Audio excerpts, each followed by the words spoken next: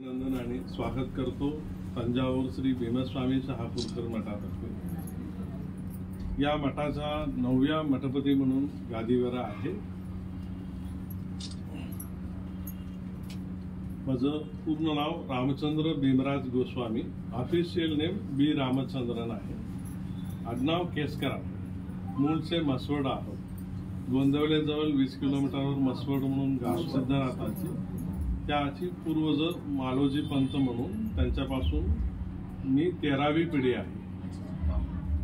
समर्थांनी अनेक ठिकाणी यात्रा केले, तसेच हा सेतू हिमाचलपर्यंत करताना दक्षिणामध्ये रामेश्वर, जे आता तुम्ही जाणार आहात, जे रामकथाची सोहळा होणार आहे, संपन्न होणार आहे, त्या पवित्र स्थानात त्यांची पादस्पर्श व्हावं आणि त्यांची मनात संकल्पना होती ती रामा शिवलिंगाची प्रतिष्ठान केली, त्याची दर्शन आपण घ्यावं म्हणून समर्थांची इच्छा होती। म्हणून हा यात्रा त्यांनी सुरू करून येत असताना इथून 40 किलोमीटर अंतरावर मन्यारगुडी म्हणून एक गाव आहे, तिथे अनंतमौनी मेरुस्वामी यांना तिथे मठपती म्हणून नियुक्त करून रामभक्ती प्रचार करण्याची आज्ञा केली।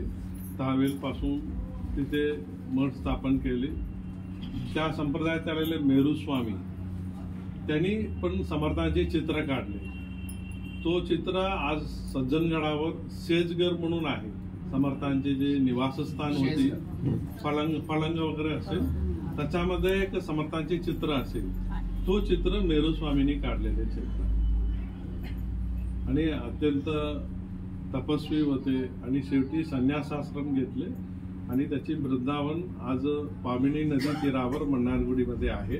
फार क्षीण झाले आणि ते गावचे लोक ट्रस्ट वगैरे करून आता मंदिरचा पुनरुद्धार बांधकामचं काम चालू आहे। त्यावेळी इथे तंजावरचे व्यंकोजी राजे, मराठा भोसले घराण्याचे पहिले राजे, इसवी सन 1676 ला तंजावरचे राजकारभार स्वतः घेतले।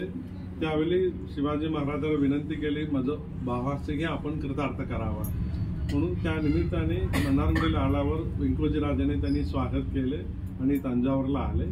तिथून आता पुढे दर्शन घेणार आहात। अजून एक समर्थ उतरलेले जाहा काही दिवस मुक्काम केले आणि पहिलं मठ स्थापन केले तंजावरमध्ये, तो पण आपण पाहणारच आहात। तिथे भीमस्वामी शहापूरकरांना पुढचे या संप्रदायाचा कार्य करण्यासाठी तिथे नियुक्त केले।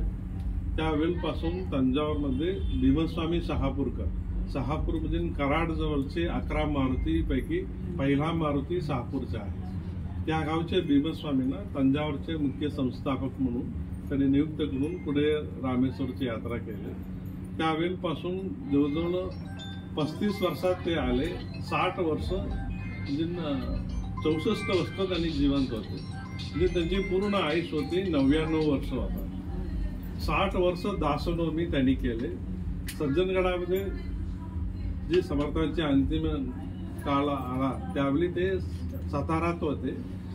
त्यांची पूर्ण जीवन कार्य संपलं आणि अग्निसंस्कार वगैरे करून तो समाधीचं बांधकाम करायच वेळी हे जाऊन तिथे दर्शनासाठी गेले तर समर्थांचे पूर्ण झालं, आयुष्य झालं म्हणून रडून लागले। त्या समाधीला डोकं ठेवून नमस्कार केले। त्याच्यातून तो चीर आहे, ती पहिलं दर्शन भीमस्वामींना समर्थांनी दर्शन घडवले। अजून काही लोक कल्याण स्वामी म्हणून सांगतात, कल्याण स्वामीला याचा अधिकार समर्थ दिले नाही। एकदा गड सोडून बाहेर जा म्हटलं तेवढंच, परत त्यांनी यायला कधी आज्ञा दिलेच नाही। काही लोकांचे विचार असतो ते आपण चुकी म्हणाली काय हरकत नाही। माणसाबी आणि समर्थ आणि कल्याण दोघी एकच होते। कारण काय म्हणजे आपला सगळ्यांना कळला असेल, तो समर्थांचे जो निर्याण झाल्यावर जो अस्थि चापलमध्ये होते, ती प्रत्येक वर्षी उमरजचे केशव स्वामी सांगायचं या अस्थि विसर्जन करायचं आहे, किती दिवस तरी आपण ठेवून घ्यायचं, थांबा म्हणून कल्याण स्वामी म्हणायचे। म्हणजे ती रहस्य समर्थ आणि कल्याण स्वामींना माहिती आहे। जवळजवळ 22 वर्ष तो अस्थि विसर्जन केलाच नाही। चापलमध्ये एक वृंदावन आजही आहे, समर्थांची अस्थि ठेवलेले जागा म्हणून। त्याच जागेत असायचं, प्रत्येक वेळ सांगायचं केशव स्वामी, ऐकायचं नाही कल्याण स्वामी, अजून दिवस आहे। असं काल करत करत अगदी दासोनमीचा असंच परिसरातील आपलं काय म्हणा आषाढ शुद्ध त्रयोदशीच्या दिवशी त्यांनी काय केलं, न सांगता समर्थांचे जो अस्थि कलश उचलले आणि कल्याण स्वामीकडे दर्शना भेट घेऊन त्यांनाही घेऊन जायचं असं विचार केले. केव्हा त्या ठिकाणी समर्थांचे जो अस्थि काढले तिथे कल्याण स्वामी देह ठेवले परांडामध्ये. म्हणजे असं ऐक्यभाव म्हणतो ना, तसं समर्थ आणि कल्याण स्वामी म्हणजे जीव सोडून दुसरं जीव जात नाही कुठे. एका शिष्याकडे राहतो म्हणून तू खाली जा, तू परांडा या प्रदेशात तू राहा. म्हणजे त्या समर्थांचे जीव सुद्धा देव सोडणार नाही, तेवढं अत्यंत श्रेष्ठ भक्त होते कल्याण स्वामी. म्हणून तो चरित्र आपल्याला माहिती असेल, म्हणून ते वर गडावर येऊ शकले नाही. त्याच्यामुळे समर्थ दर्शन पहिलं घडलं. आणि इथे आला असताना मूर्ती कलाकार म्हणजे आज सज्जनगडावर जो